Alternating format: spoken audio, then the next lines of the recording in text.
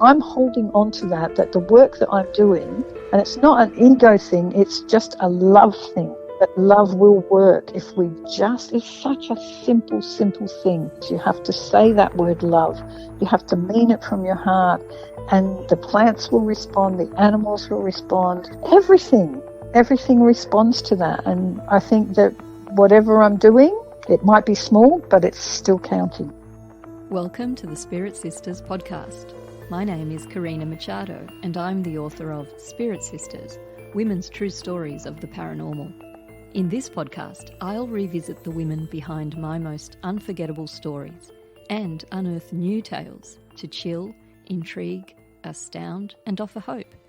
You'll hear first-hand accounts of sacred journeys, spirit encounters, near-death experiences, angels, mysteries, marvels, and love more powerful than death. Whatever you believe about the afterlife, I invite you to open your minds and hearts as ordinary people reveal their extraordinary encounters. I acknowledge the Dharawal people, who are the traditional custodians of the land of Sutherland Shire in Australia, where I live and record Spirit Sisters, and I recognise their continuing connection to lands, waters and community. I pay respect to Aboriginal and Torres Strait Islander cultures and to elders past, present and emerging. You're listening to Spirit Sisters. I'm your host, Karina Machado. Thank you so much for joining me today. I'm so excited to introduce you to a new friend of mine, and this lady has such an interesting and fascinating life story that as soon as we began to connect, I had the thought that I would love to interview her and have a conversation and introduce you all to Lynda Dean. Lynda, welcome to Spirit Sisters. Thank you, Karina. It's a pleasure to be here. It's so lovely to have you on the show, and we connected in a funny old way. I think the first thing that happened was you might have commented on one of my Facebook posts about walking the Camino. I think that's how it went.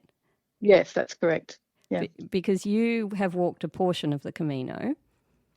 I did. I walked from Leon. I landed in Santander and then bussed down to Leon and walked from there and walked to Finisterre and Muxia after Compostela to Santiago. So about 50 kilometres all in all. Okay, beautiful. And the next time I do the Camino Frances, I would love to walk to Finisterre and see the sea.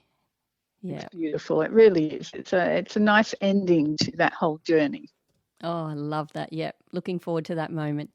So, Lynda, in our correspondence, which was initially over the comments on my Facebook post, you at one point very kindly shared the link to your Instagram page where you showcase your beautiful artworks. I just fell in love with your art. As soon as I clicked on the link, I had a look, and it's incredibly unique what you create, and there is an amazing story behind. Now, you are a lady who is full of beautiful stories, but let's start with this one. There's an amazing story behind how you actually began to bring forth these really exquisite artworks, which are each one is painted on an old LP record, a vinyl. So let's begin. I know that the story that precedes this awakening of artistic abilities in you takes place at Uluru in December 2020 when you were called to go to Uluru. Could you tell us about that? What happened at that time? Yes, it was quite strange, really, because I had no preconceived notions of going to Uluru, but in the November, I think it must have been, all of a sudden I just felt this calling to go. And I put out to all my girlfriends and said, who wants to come with me? We can go for the solstice, which was, I felt was really important. They were saying that the Aboriginal people had a big ceremony going to take place to work with the heart chakra of Uluru, and it was very significant. I don't really know too much about all of that, but anyway, there was this calling to go. So none of my friends wanted to go. It was so bizarre. And so I sort of resigned myself to the fact that it may not happen. And the fares were very expensive. They were about $800 when I was initially looking at them. And then all of a sudden, the fares went down to $170, which made it very, very affordable for me. And I took that as a sign. And at the same time, my sister also offered to, or said that she would like to go to Uluru with me. So that then halved the accommodation expenses, which were very, very dear. So that made everything possible. So we headed off. But just before I say that, the lead up to going to Uluru, my sister-in-law saw 4 snakes on different occasions. So my interpretation of that was that we were perhaps going to Uluru so that something would happen to her spiritually, because to see 4 snakes on different occasions is quite rare, I would think. And she lives on the Gold Coast, so it's, it's a busy place. But yeah, every time she was out walking or running, she encountered a snake. So yes, my thought process was that we were going for a reason, and it was to do with her. So we got cheap fares, we managed to get into the hotel, and we went off to Uluru. We went camel riding, we did all the touristy things. We stayed in a little box room, which still cost us $2,000 for the week. But, my goodness, it was all good. We went out there. We walked around the base of Uluru, and it was a really beautiful experience. But the big thing that happened for me was on the day of the solstice, everybody was preparing to have celebrations for that night. There was a big conference. I think there were over 300 people there to witness solstice at Uluru. And if you've ever been to Uluru, you know that there are some sort of man-made constructed hills where you can go up and view Uluru. That just didn't feel right to me. So during the day, and it was about 10:30 in the morning, pretty hot, I decided that I would go out to pay my respects, I guess, to the rock. And I went out by myself, bare feet. And as I walked towards the hill to go up, I realised that I wasn't supposed to do that, and I needed to be level with the rock. So I sort of scouted around for a little place. During the course of doing that, I picked up a branch and I started to brush the sand of footprints. And as I was doing it, I'm thinking to myself, what the hell are you doing? This is bizarre, but I was still doing it. And it was okay to leave the bare footprints, but I was sweeping away the shoe prints. Anywhere there were shoe prints, I was sweeping it with the leaves.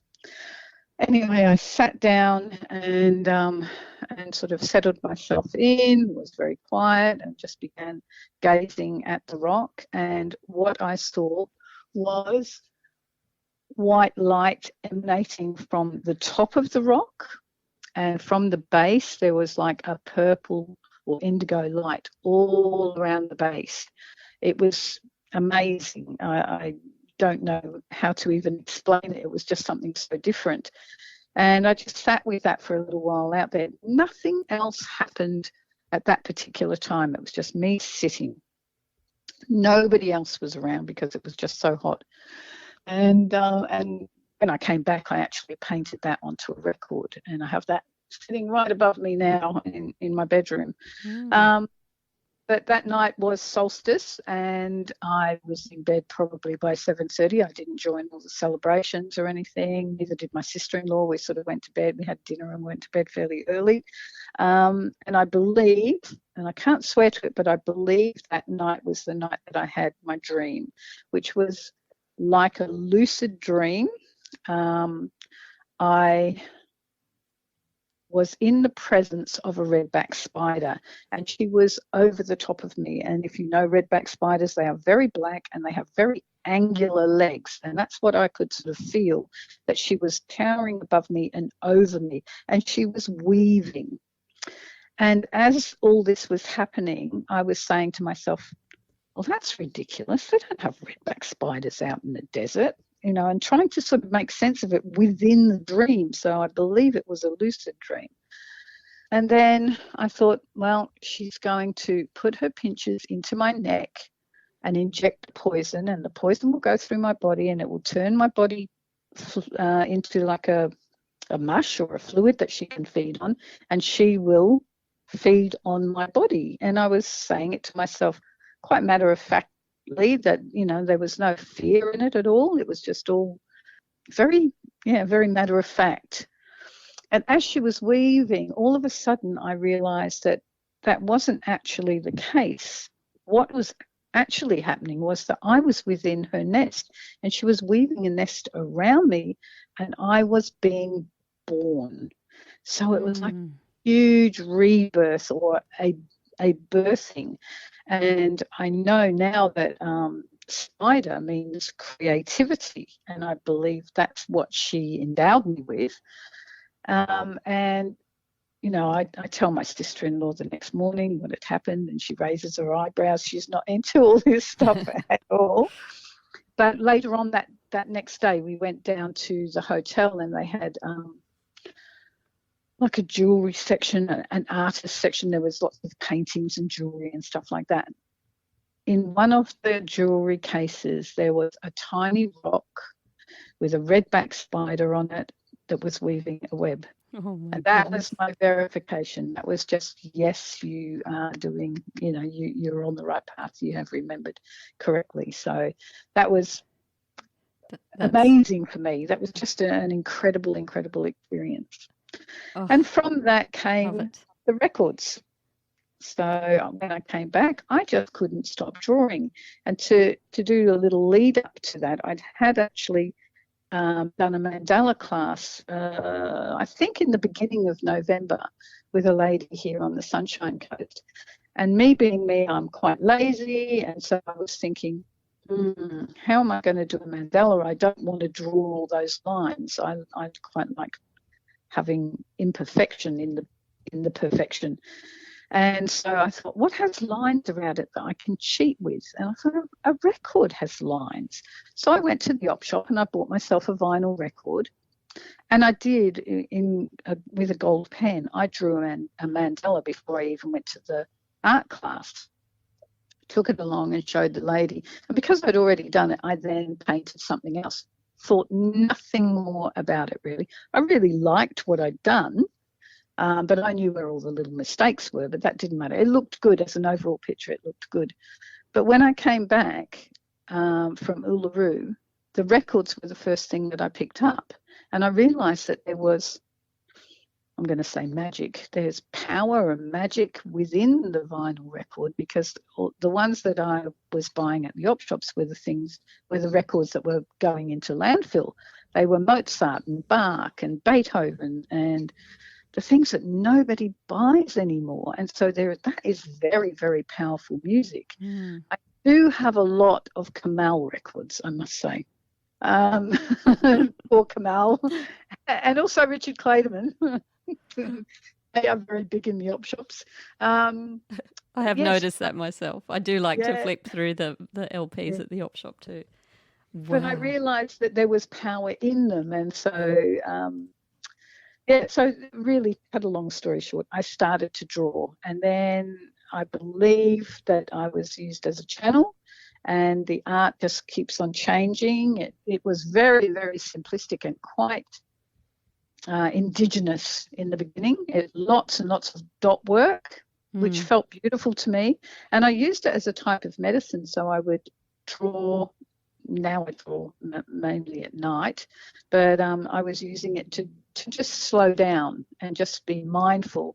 But it has become a medicine for me, and the art has changed and the messages change. And I've had people come up to look at a record in my house, because I have a whole wall that is just covered in records, and they change all the time as people buy them. But people have physical reactions. They will step up to a record and touch it and actually have a physical reaction where they step back. It's quite amazing. And so each record has a name and there's a little story attached to it. And yes.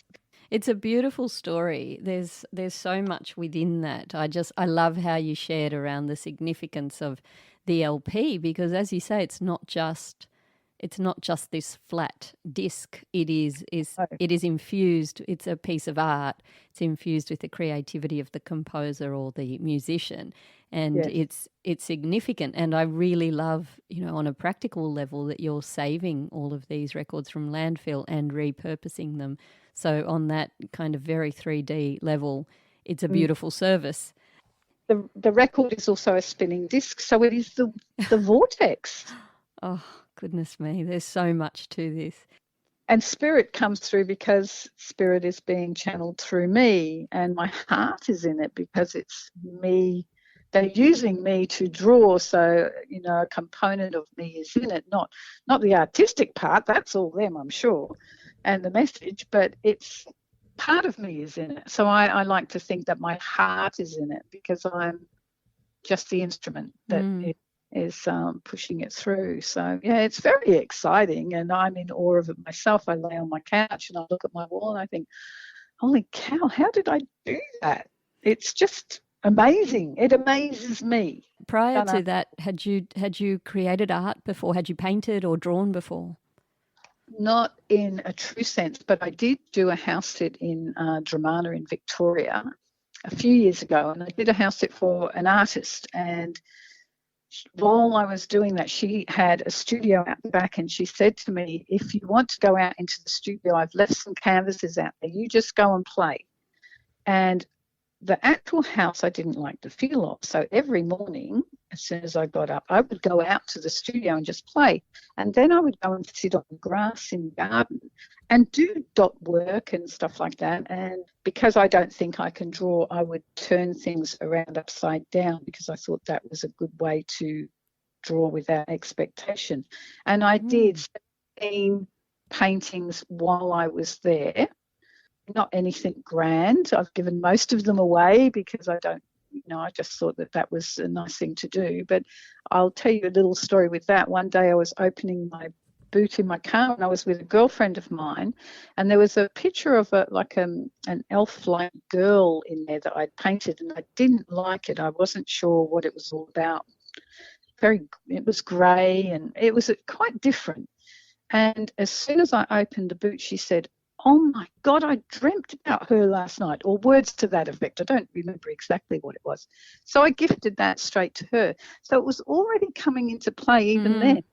I'm sensing that as you're talking. I can see that you've been, for want of a better turn of phrase, set up in a way. Yes, everything's falling into place. So you've got that house sit, which was a few years ago, and then just prior to going to Uluru, the Mandala course. Yeah, so it was all being brought to you.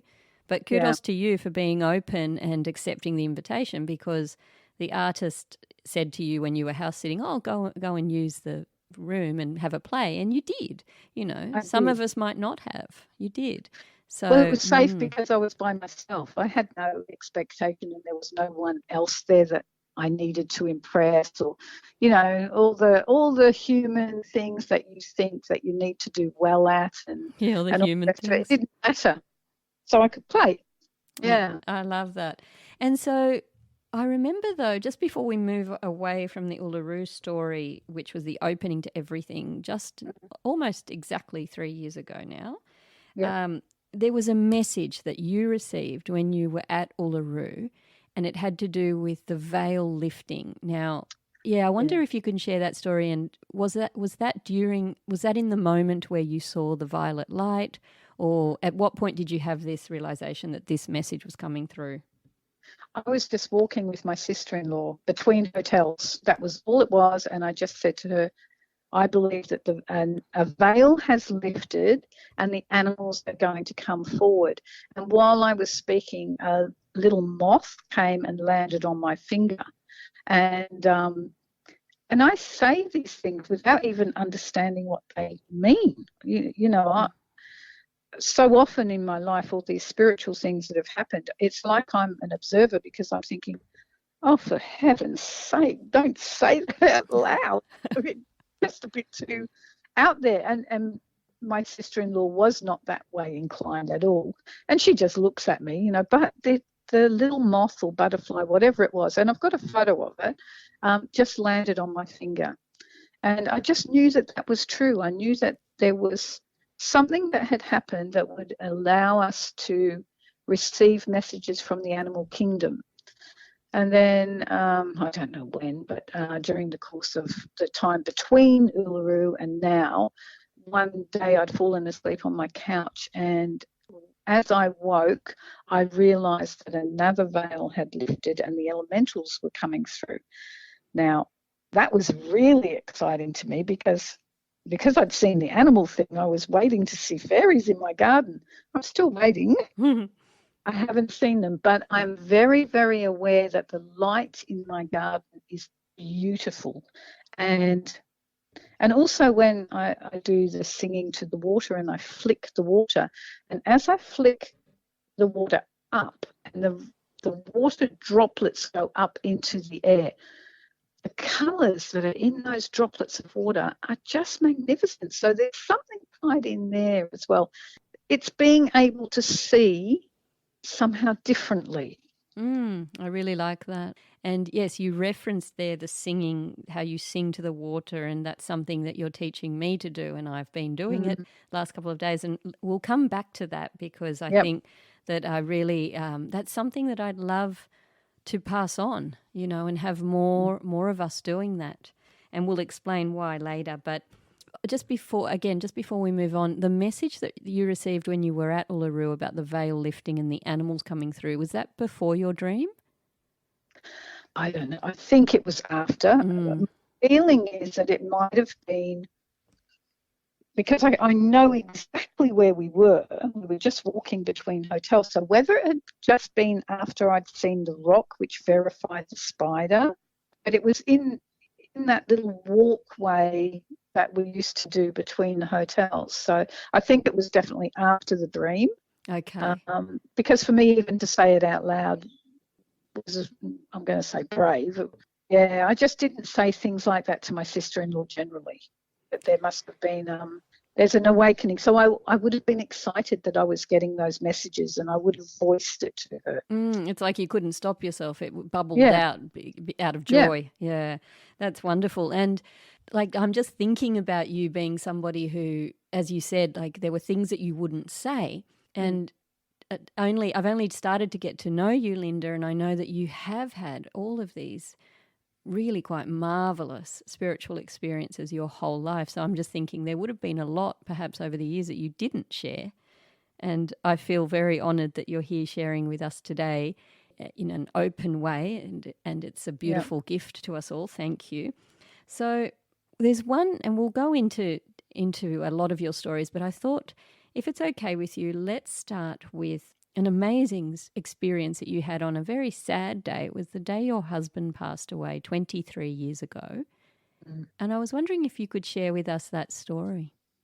I can. And for any of my girlfriends that are listening to this later on, they know the story back to front. So, you know, they have also been my sounding board. You know, I've been very blessed to have some beautiful friends around me that I've been able to unpack this stuff with. But yes, on the day that my husband died, I went to the op shop down in Maroochydore. We had a little farm in a little town called Mumbai, and so I travelled down to Maroochydore because I was looking for some particular books, and I'm an op shopper, tried and true. That's my love, to just go shopping. Me too. But I had Jake with me, who was only 4 at the time. So off we trotted, and we went down to this particular op shop in Aerodrome Road in Maroochydore, which isn't going to mean anything to anybody else. But anyway, they had their book section was actually upstairs, and went upstairs with Jake and sat him down in front of the bookcase, and I was looking through books, and there was a lady standing next to me. I was being told by Spirit at the same time to listen to what she had to say. I was busy. I wasn't listening to Spirit. I was looking for my books. I have since learned to listen to Spirit a little bit closer. But she was standing beside me. I know, and I don't know how I know this, but she was 56 years old. She had grey hair pulled back in like a ponytail of some description. She had a walking cane. And she was trying to engage me in conversation. And I wasn't being rude. I was answering her, but I wasn't engaged with her. I wasn't looking at her. I would just say yes or no, whatever. She dropped her walking stick at one stage, and I remember picking it up and handing it back to her at the same time as being told by Spirit to listen again. And again, I ignored it. And perusing all the books, and Jake was just sitting down on the floor with a little book, and I found the books that I wanted to get and bundled that up, picked Jake up, went down the stairs and went to pay for my books. And as I opened my wallet, I found my business card inside. And I said to Jake, sit there and don't move. And he was inches from the staircase. I mean, it wasn't dangerous or anything like that. But I ran up the staircase. And as I was running up the staircase, I was thinking to myself, please don't say this aloud. I don't want to do this. I don't want to do this. But I went to the woman and I handed her my card and I said, if you are ever in Mumbai, come and help her. And the whole time my head is saying, what the hell are you doing? And I turned around and ran straight back downstairs. And she leant over the banister and she said, you won't be sorry you did that, love, which was such a strange thing for someone to say. Can you repeat that, what she said to you just then? You won't be sorry that you did that, love. So, cut a long story short, went home, unpacked the books, and then I rang my girlfriend, Kim, in Melbourne, who was far more advanced in the spiritual sectors than me. And I said, I don't know what this is, Kim, but I've just met an angel. And she was a spiritual one, and she was saying, oh, she's probably just a really nice lady. And I said, no, I don't know how I know this, but I know she was an angel. And we had this conversation, and then that finished, and I did all my things that I had to do. My husband came home from work and then went off to squash. And he came home after the game of squash. I think he'd had a heart attack on the squash court, but not a major one. Friends had bundled him into the car and were taking him to the hospital, but he said he just wanted to come home, so they took him to his car and he drove home. But he came in and I was actually on the phone to my girlfriend Kim again, talking about something else, I don't know what. And he said something had happened at the squash courts. So I'm getting all teary. To cut a long story short, he stood up from the couch and he fell backwards and had a massive heart attack. Oh, I'm so sorry to hear this. Yeah, and died on the floor in front of the kids. And yeah, and so I distinctly believe that lady was the angel that came to help him cross over. That is my version of what happened that day. Okay, so in retrospect, you feel that she was there at the bookshop almost as, would you say, like offering some solace or something for you to later reflect on as a helping influence? Perhaps, I don't know. I haven't really thought about that aspect of it. I know that he was helped by someone who was a woman. Okay. The only thing I can put together is that I had said she was an angel, then therefore she is the one that is helped. Like, I've seen him in dreams since, and he's always got a woman on the other side of him taking him away. That's amazing. Yeah. But I mean, yes, I wonder what would have happened had I listened to what she had to say. I'd never thought of that before. That's the first time that's come into play. So, yeah, I wonder what her message would have been to me. Yes, and her last words to you were, you won't regret this, love. You won't be sorry you did that, love. Yeah, you won't be sorry you did that, love. Yeah, which is such an odd thing to say. Yeah, it really is. Yeah, because she leant over the banister as well as I was running down the stairs, and she leant, I can see it as I'm explaining it to you. She leant over and said those words, and, and you think to yourself, God, that's odd.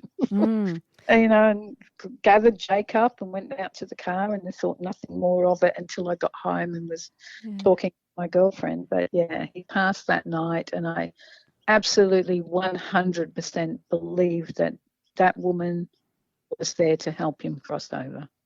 Because he was young. He was only 44 years old. So that's so young. Thank you so it much is. for sharing that story with us, Lynda. And speaking of angels, I know that 5 years before this encounter with this lady in the bookshop, you had maybe your first, or maybe not your first, but an earlier experience with an angel. Can you share that? Yes, I did. I was staying with some friends in Maroochydore. We were up on holiday, and we were staying with friends of ours in the heart of Maroochydore, and we were in a bedroom up on the second floor, and the room had a window that was up really, really high, not practical to see out of. You could sort of, on tiptoes, you might just be level with the sill, the window sill. It was a very, what do they call, vaulted ceiling or something in that room. To let in light, essentially. Yeah, basically. And I don't even know what I was doing, but I was the only one in the room, and I turned around, and in the window, sitting in the window, was a fully fledged angel with the wings and the whole ball and dice. It was just sitting on the window frame, and I just looked and saw it and thought, oh my God, what do I do with this? And walked out of the room and never really did anything. I knew it had happened, but I couldn't comprehend it. It was too big for my brain. And so I didn't really do anything with that information. But again, I wonder what would have happened with that had I stopped and, I don't know, communicated somehow. But and she looked, I remember asking you this when we first chatted, she looked as real as a human being sitting there, didn't she? Absolutely. Yes, yeah. And I've thought about whether it's a female or a male. I think maybe that's an androgynous thing with angels, that they may be either. Yeah. But my feeling is it was feminine. But what do you do when you meet an angel? What do you do? You walk downstairs and you pretend it never happened. And I think also an interesting message that is emerging even in this early stage of our conversation as we're beginning to listen to some of your stories is the importance of listening to your intuition. And even though, you didn't talk to the lady in the bookshop, for instance, well, not engage, as you say, fully with the lady in the bookshop, you still heeded your intuition when you ran back, left your little boy there, told him to sit tight, and quickly just ran back and gave her the business card, I was being directed to do it and arguing internally with it. And that's happened to me a few times, because sometimes I do things that are so out of character that I don't have a choice in it. I just have to. I think I told you the story of the lady in the shop where I was doing a foot detox. Yes. And I had to ask her where she was when Jesus died, which, oh my God, what am I doing? So just set that one up a little bit, because I was going to ask you about that, because even this whole story about how you came to work in this well-being shop was something that was very different for you, considering the line of work that you had been in prior. So maybe just share that one and where that falls in the chronology. Oh, where does it fall in the chronology? How long ago was? Oh God, I don't know. I'd have to think about that. I was a marriage celebrant, and I was working at Australia Post. And this particular day, I was sitting in my little office, which is under the stairs in my house, and I was working on a wedding that I was doing, doing all the wording and everything. And my mum and dad were visiting, so mum was in the kitchen, and I was just sitting there typing some stuff, and all of a sudden I had this like cartoon bubble up above me to the right of me that had the name of this shop, and I had a voice come through as well that said I needed to go to this particular shop. And I remember stopping what I was doing and going into the kitchen, and my mum was in there doing something, and I said, I think I've got to go to Coastal Wellbeing and ask for a job. And I, as I'm saying it, I can feel the doubt in that voicing of it, because I didn't even need another job. I was happy doing what I was doing. But anyway, because it had come through from spirit, and I have learned to listen better and better, the next day I went to that particular shop, and it was a wellness centre, selling crystals and books and all sorts of things. And I used to go in there every now and again, but I fluffed around in the shop because I didn't know what I was going to say to them. And eventually I was brave enough to go up to the counter, and I said to one of the sons that was sitting there, "Do you have any jobs going at the moment?" And he looked up at me because he was sitting quite low down. I don't know why that is, but I can still see him looking up at me. And he said, "What sort of job?" And that threw me because I hadn't even thought about that. And I'd never worked in retail before. So I said, "Oh, maybe behind the counter." And he said, "We put out to the universe three or 2 days ago that we needed someone. Welcome, Lynda." And that was as simple as it was. Wow. And he had to run that past his other brother to make sure that he was okay with it. But they made me manager of their shop in another suburb. And like I said, I'd never even worked in retail, but they gave me basically complete autonomy in that shop.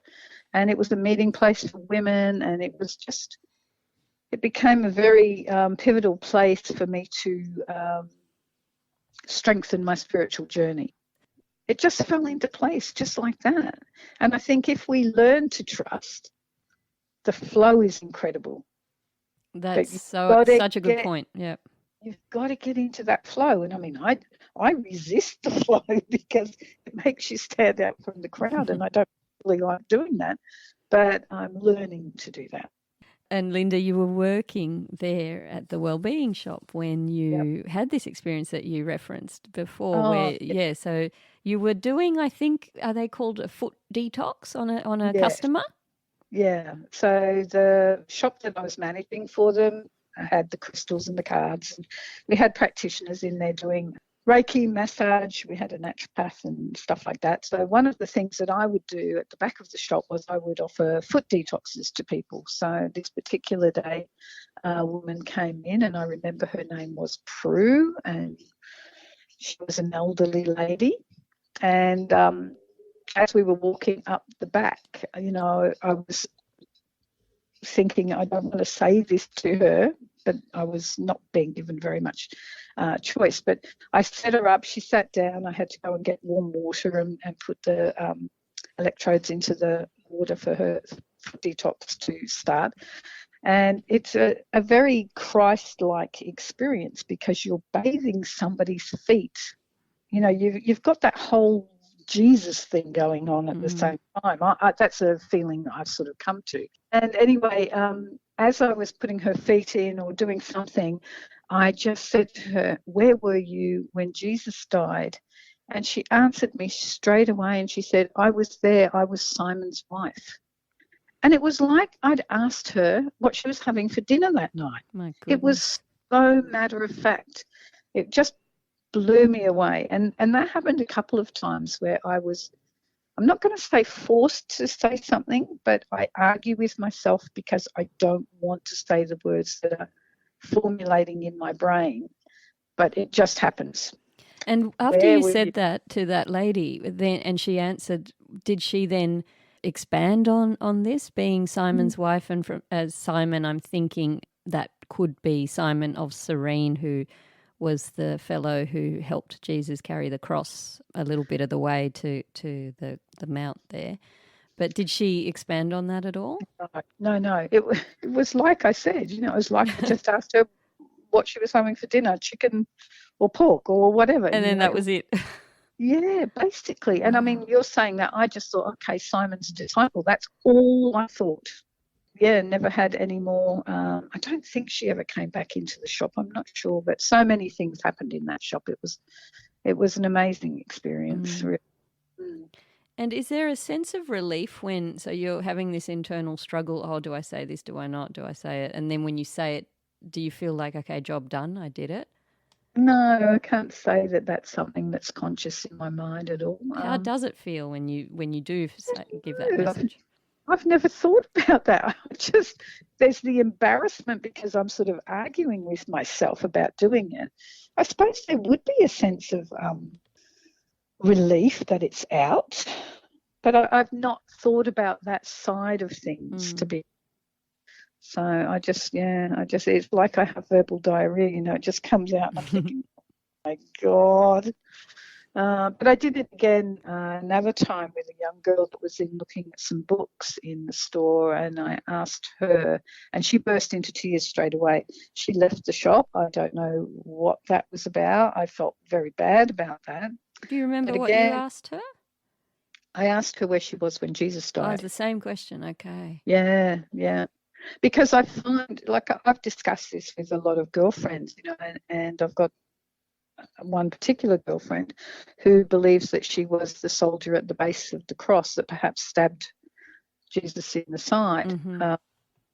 There's quite a few people that I associate with that have some connection with that day, and maybe we're just, it doesn't make sense that with so many people in the world, just a little handful of us could be it, but we could be an aspect of the personality of the person that we believe, all that stuff happened to. I'm trying to wrap my head around how all that can happen.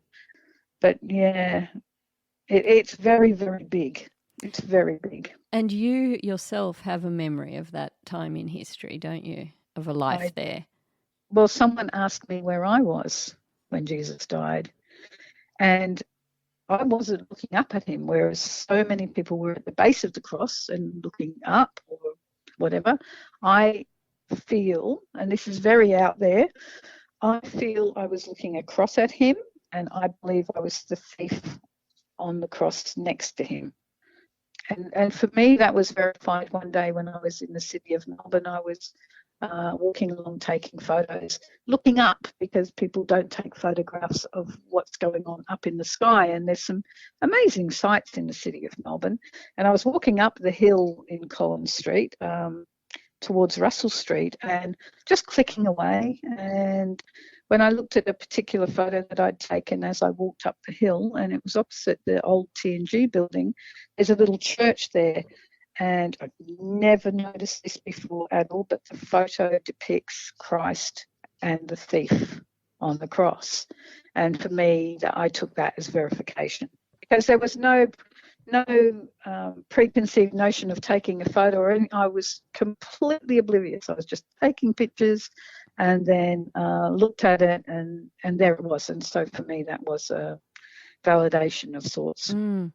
And at what stage in your spiritual journey do you feel that you first had this realization or hint that you may have lived at that time and been that person? When did that come to? I would say that that's probably in the last 20 years. I don't think that was something I ever thought of before my husband passed away, to be perfectly honest. Yeah, I think that's a realization that has come in later years. But yeah, certainly. I mean, I have 1,000 stories. I know. And let's actually, so we'll come back to past lives, because there is an amazing story about another time in history that you have a deep connection to. But before that, I think let's take you back in time a bit and wind back the clock to your childhood, because I know that you first began having experiences of this sort when you were 14. Is that correct, Lynda? That's the first thing that I remember. We had come to Australia from the UK, and maybe there are memories that will come back to me that are earlier, but this is the first thing that I can think of. Is we lived in a little place in Victoria called Rosebud on the Mornington Peninsula, and my mum and dad had bought like a little row of holiday flats, and there was a house at the back, and the whole driveway was lined with proteas. And I would see a lady, not see physically, but in my mind's eye, I guess, during the night. So it's either a dream state or a remembering of a dream or something, but a lady in blue would step out of the side bushes and walk up the driveway. And that's really all I remember. But as far as I can tell, that is my first spiritual thing, because I feel like she is a Mary. I don't know whether she's Mary Magdalene. But another thing that happened in that time frame too was that I would talk to people, and I wasn't religious or anything like that, but I would argue with people about Mary Magdalene, and I would say she's not the woman that people say she is. She wasn't a bad woman, and I have no way of knowing why I thought that. That's quite extraordinary. So you were saying that as a teen around that. Wow, yeah, that's really around 14. interesting. Yeah, it's very interesting because the I guess the quote unquote redemption of Mary Magdalene is actually quite a recent thing where we've become more aware of the true role that she played as the first and the most learned perhaps of the apostles. And we can go as far as we would like with that.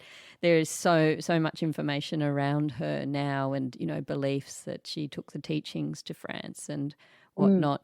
And the Catholic Church, I can't remember in what year, I think it was Pope Francis who deemed her apostle of the apostles. So that's all been happening. But for you to say that back then, when really nobody knew. No, and I mean, I didn't know either. I was just defending her. It just felt right. And I feel now that I would like to believe that she married Jesus, and that I know that they've just discovered Mary Gospel. Are you aware? Yes, I've read it. I don't really. Oh, have you? You're good. I don't really know any more about it than that, but I feel like, she was definitely maligned. And unrightly so. So, yeah. But yes, I can remember arguing with people about that. And they were Catholics, and I wasn't. And I wasn't religious or going to church or anything, and yet would, steadfastly defend her. That is very interesting. And so I guess a thread that is running through that I'm picking up in your experiences is this, I guess we can call it the divine feminine emerging. I mean, even in that really quite astounding lucid dream of the spider weaving and birthing you. It's a very feminine energy there, and creativity. That creative force is also feminine in a way. It's very beautiful. So let's go back then to some more of your amazing stories, and if you would like to share the story about the past life in Canada, or if there are other significant stories that you would like to share at this point. I know that within some of your more recent experiences around all of the house-sitting adventures that you had in the years prior to COVID, there were lots of wonderful things that happened, and we can go there. But I'm going to leave that to you to decide. Well, I'll talk a little bit about the Crowfoot past life experience, if you like. Sure. I was told, God, how old was I? Maybe around 25, that I had a spirit guide whose name was Crowfoot, and he was a Red Indian. And so in subsequent years, every time there was something on about Red Indians on the TV, I was told that it would be verified in the media. That was the key. And in the media, did you say? In the media, yeah. Ah. And so every time there was a show on about Indians, I'm there, watching to see if it would be verified and, all the rest of it. Nothing ever came. Years and years and years passed, and Chris passed away. And I used to do something each week where I would go into the little local library, and I would go to the returns section and put my hand up to the esoteric section and know that I would just pull a book from there and there would be a message in it somewhere along the line. And it might be on page 3, it might be on page 103, whatever, but there would be a little message there for me. And that just became a little bit of a ritual with me. Anyway, this particular time I went and picked a book up from the library, and it was called Truth Vibrations by David Icke. I hadn't read any of David's books before. I wasn't particularly thrilled with that book. I picked it up and tried to read it and couldn't get into it, put it under my bed. And in those days, you could borrow for 6 weeks, and at the end of the 6 weeks, you'd get a letter from the library saying, please return your overdue books. And that's exactly what happened. And so I hadn't picked that book up for that amount of time. And so I had to take it back the following day. So that morning I woke up and I thought, see if I can find something in this book. And I put my hand down under the bed, and I had Jake in bed next to me because once Chris had died, everybody was in my bed. So Laura was, I got an older daughter, and she was one side, Jake was in the middle, and I was on the other side. Anyway, I had put my hand down underneath the bed, picked the book up, and I believe that I turned to page 89 and read the last paragraph, and then flicked the page over. And David Icke was working at that time on moving things to the different chakras of the earth. He was trying to balance the energies of the chakras of Mother Earth. And he had gone to the grave of Crowfoot, and ding, ding, ding, ding in my head. And I think he'd taken a stone or something from the grave of Crowfoot. But I shut the book straight away because this is years and years later. And that was the first time I hadn't told anybody the Indian's name, but that was the first time I'd seen it in print. So there was the media aspect. And so I thought about it, and I thought, what do I know? I don't really know anything. Right? I know he's an Indian, that's about it. But because then we had the internet, I was able to go onto the computer and look.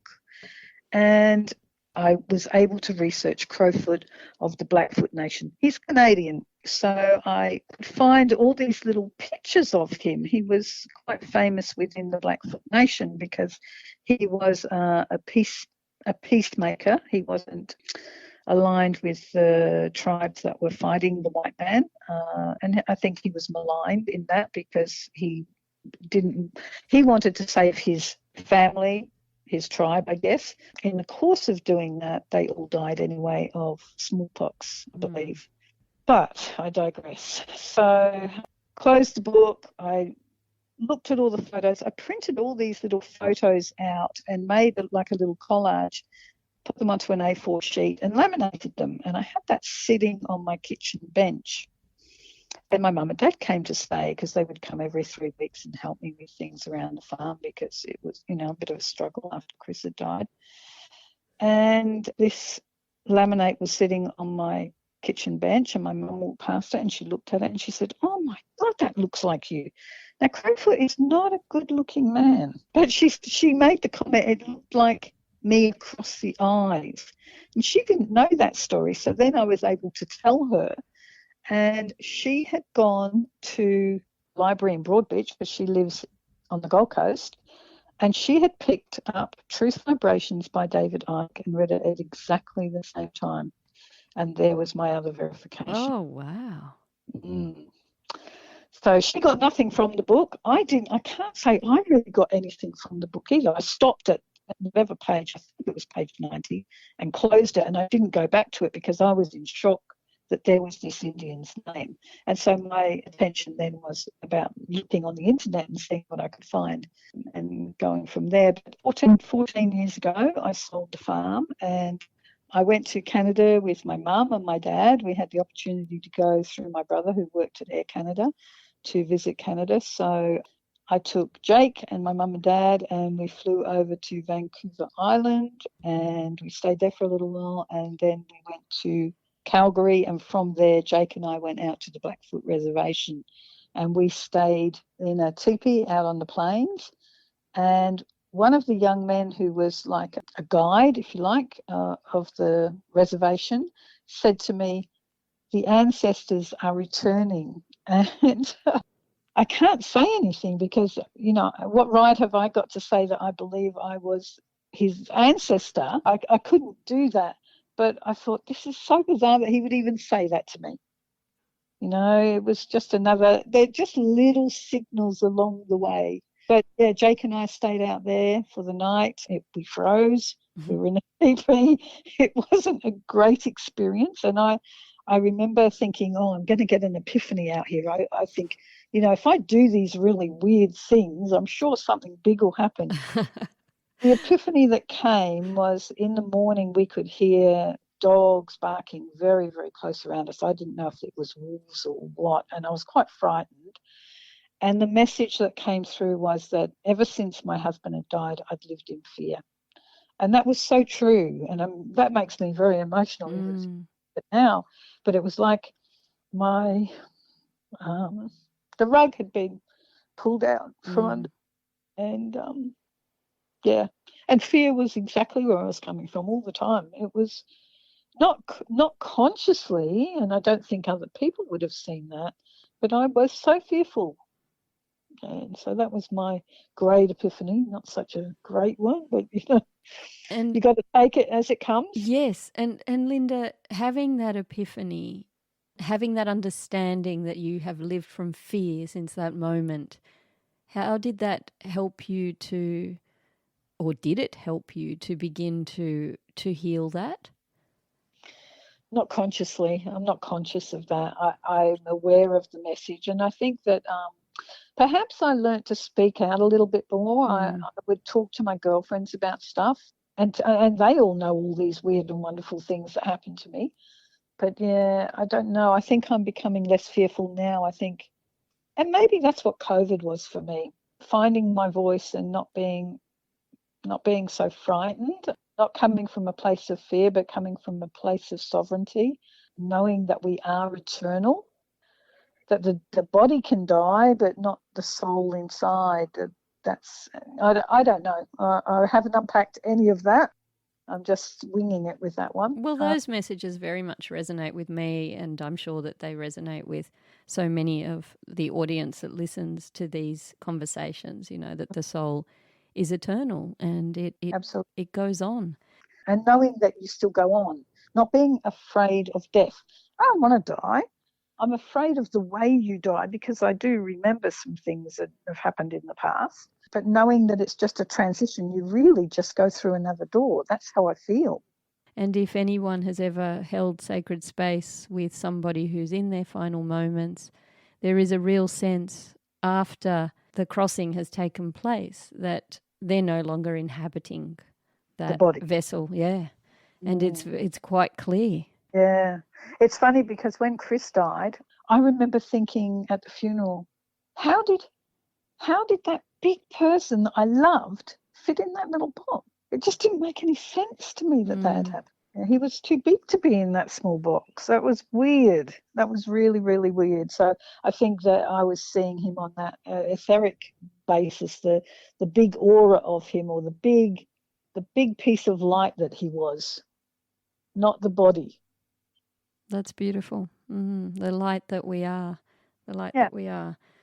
Let's go now to some of your more recent adventures. And as I referenced, I do love the very colourful and just fascinating stories that you have throughout your life. And even like when we first spoke and you shared about your house sitting adventures, to me, in those years prior to COVID, to me that just listening gave me a real sense of liberation, and just to know that you were, perhaps in Paris one day, in Scotland the next. It's just lovely to hear. So even just on that level, it's very interesting. But in 2016, you were at Findhorn and you met a friend and you had some really quite lovely experiences. Well, that's the friend that you met was a Spanish woman, and she invited you to walk that segment of the Camino.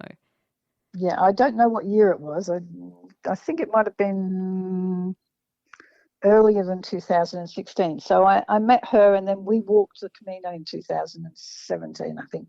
But I met her prior to that, probably 5 years. Oh, I don't know. I don't know how many years. I'd have to sit down and think about it. But I went to Findhorn, and Josephina just happened to be there as well. We ended up being in the same cottage. So we went to the Isle of Errett, which was a community attached to Findhorn, but on the other coastline. And it's just across from Iona, which is the place where they buried the king. So very sacred island off the coast of Scotland. And Josephina and I happened to be in one of the cottages. There was only 6, and so we shared our experience there. I think there were 12 people on the island at the time, and so you become part of the community, and it's called Love in Action. And it was a beautiful, beautiful experience. So we would take it in turns. Somebody would have to do breakfast. So if it was my turn to do the breakfast, I might have to go down to the orchard and pick some apples and stew some apples up, and we would have a communal breakfast. I'd have to ring the bell that breakfast was ready, and people would come, and we'd all sit around the long tables in the dining room, and it was just a beautiful, beautiful place. And they had a meditation room up on the hill, and the island was the home of the Stevenson family, and that's Robert Louis Stevenson fame.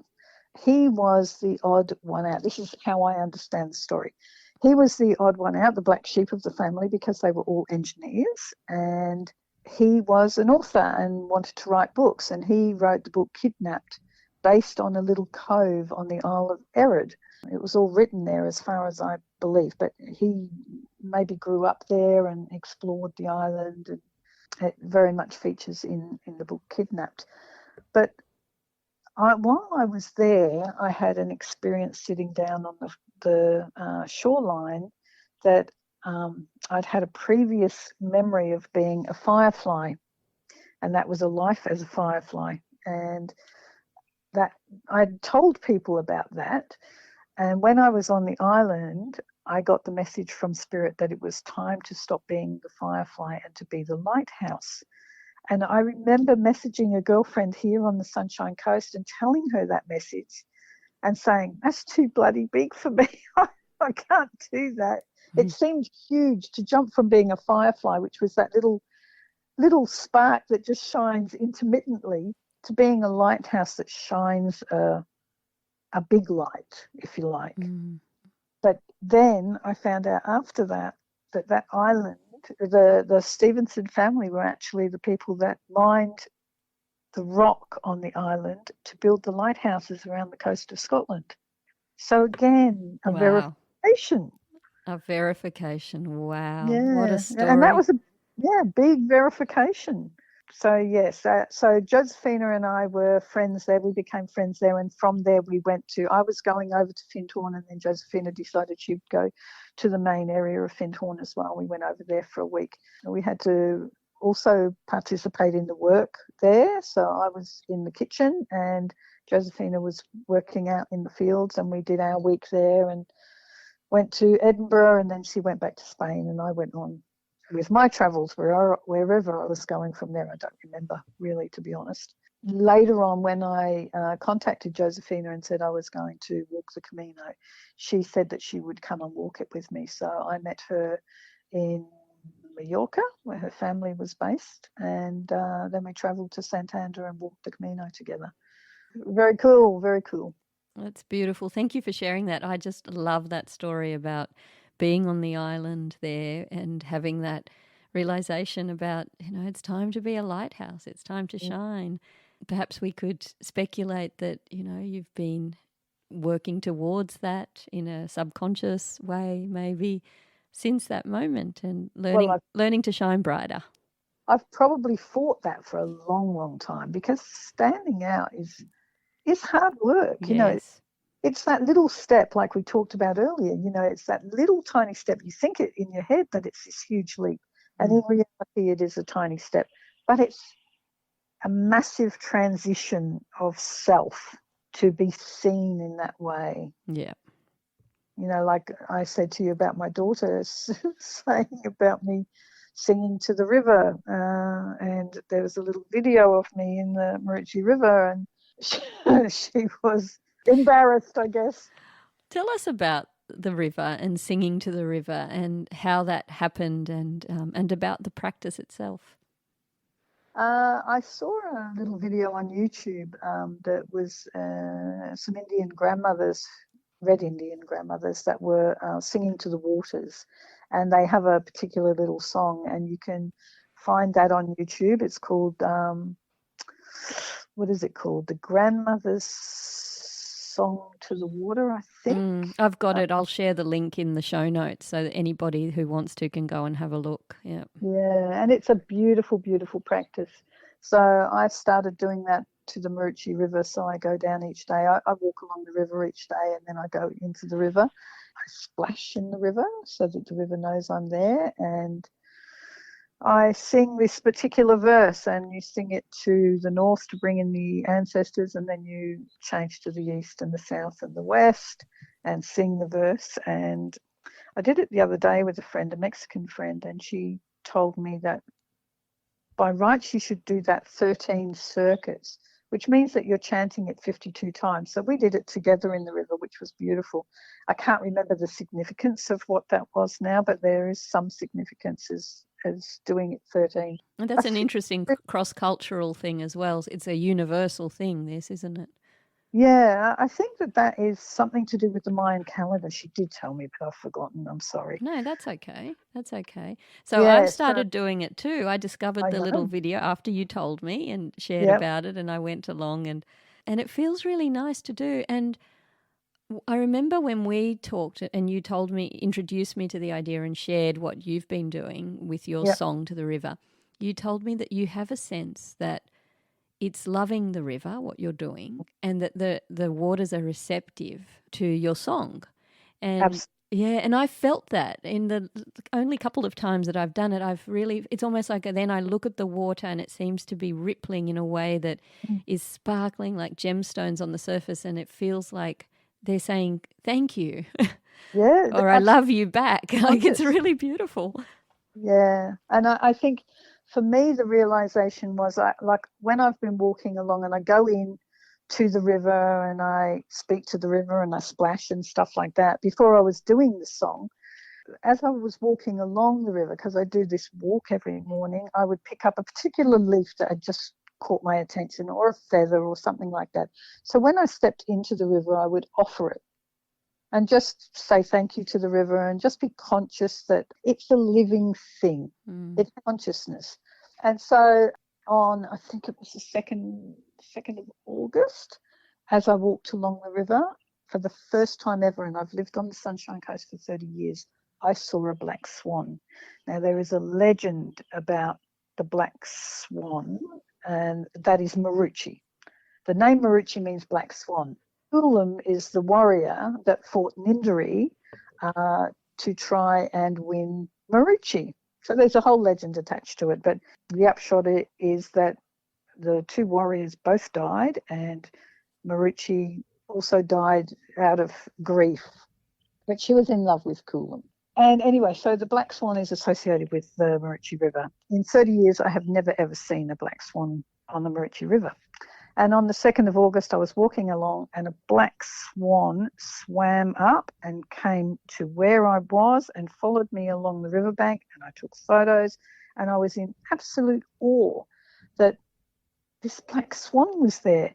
And then maybe 2 or 3 weeks later, I had like a vision or a thing during the night where I was told to remember that I'd seen the black swan on the river. And when I got up that morning and went to walk, and I walk usually at 5:30 in the morning, I crossed the road over to the river, and straight away in the pre-dawn, if you like, I saw 5 swans. There seemed to be 3 adults and 2 cygnets, but they were big. They weren't little cygnets. What a sight. It was, and I was just so filled with joy, because that to me then meant that the river was repairing, that there is, the black swan is coming back. It means that it's regenerating, because we've stuffed around with these rivers and made walls and stuff like that. And because they put the road along, they've taken the mangroves out and stuff like that. Well, I can see the mangroves are starting to come back. But to see the swan and to get that message, to take note of the fact that I'd remembered seeing the swan, there was a message in that, and that was like a little bit of a lucid thing in the middle of the night as well. So for me, it is a sign that the river is repairing and the river is feeling the love. And I've also seen a little bit of weed growth along the river, just on the rocks, not very much, and it's very murky down there still, but there is some green coming back. And again, that for me, that's a sign that the river is feeling the love, because it's regenerating. And I'm taking that. I don't care whether I'm right, wrong, or indifferent. I'm holding on to that the work that I'm doing, and it's not an ego thing, it's just a love thing, that love will work if it's such a simple thing. You have to do simple things. You have to say that word love.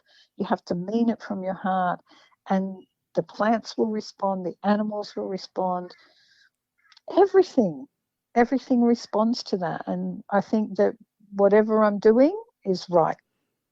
It might be small, but it's still counting. That's so beautiful. Thank you so much for sharing that story, which really quite neatly, in a way, takes us back to the beginning and ties it up with a bow. You were told that the veil has lifted, has started to lift, that the animals are coming through. And it also reminds me of something else that you've shared. And our entire episode today really speaks to this. And you said to me that you look at the world with wonder and awe. I do. And I really resonate with that. For me, those two words are very powerful, and it's quite a perspective, isn't it? When you look at the world with those eyes, it changes everything. Everything is beautiful. Absolutely. It's calling to you. It's feeding you. Everything has been created for us. And if we can just recognize that, look at that and say thank you, it really is that simple. Look at it with different eyes. Look at it with eyes that are open and full of wonder. And see that leaf and see the beauty of how that's been created. And I don't know, I love this world. I think it is such a beautiful place. And if everybody can get on the same page and just look at it differently. Just look at it with eyes that are not half closed. It will respond. It will respond, and it's responsive. Yeah, exactly. It's a conversation that we're having with the world and with life. Yeah.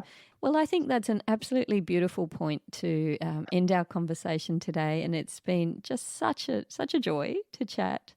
After listening to this, there are people that listen to the show that might want to get in touch with you. Are you open to that, Lynda? Yes, absolutely. Okay. I don't have a website or anything, but I do have an Instagram page, which is at Record Decor, which is RECORDECOR. Perfect. I'll link to that as well in the show notes. That's my records, and if you send me a message on that page, I will respond.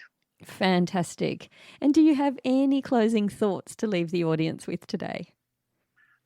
Just open your eyes and smile and see the beauty and not be affected by the negativity that's out there. Try and transpose that. And I think that spirit told me recently that it isn't hard. All we have to do is go and sit, raise your vibration, and that will ripple out like throwing a stone in a pond. Every raising of our vibration will ripple out to other people, and consequently the vibration of the world will shift also. And in terms of raising your vibration, is that in order to do that, would a simple way be, for instance, doing something that brings you a great amount of joy? I think just sitting and just being quiet, listening to the stillness, listening to the beauty of the birds singing, and listening to the rocks and the trees, and the silence that they hold is the silence that we need. Beautiful. Thank you, Lynda, for coming on the show today. Thank you for listening to Spirit Sisters. If you enjoyed this conversation, please subscribe so that you won't miss an episode. And don't forget to rate and review the show. Have an experience you'd like to share with me? Get in touch at my website, karinamachado.com, or find me on Facebook at Karina Machado Author. After all, there's nothing more powerful than a story.